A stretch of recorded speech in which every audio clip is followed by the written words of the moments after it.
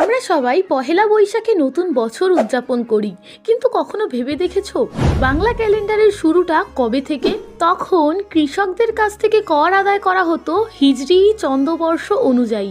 কিন্তু সমস্যা হলো হিজরি বছর চাঁদের হিসেবে আর ফসল হতো সূর্যের হিসেবে।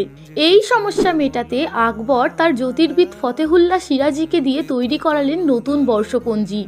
1584 সালে শুরু হলো ফসলি সন, যা পরে পরিচিত হয় বাংলা সন নামে। এই বাংলা সন তৈরি হয় হিজরি চন্দ্রবর্ষ আর ভারতীয় সৌরবর্ষ মিলিয়ে। এর সূচনা ধরা হয় 593 খ্রিস্টাব্দ থেকে। আজও বাঙালির রক্তে মিশে আছে এই ক্যালেন্ডার।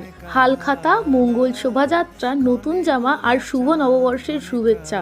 আর ঠিক এইভাবেই বাঙালির আবেগের সাথে যুগ যুগ ধরে মিশে আছে বাংলা ক্যালেন্ডার।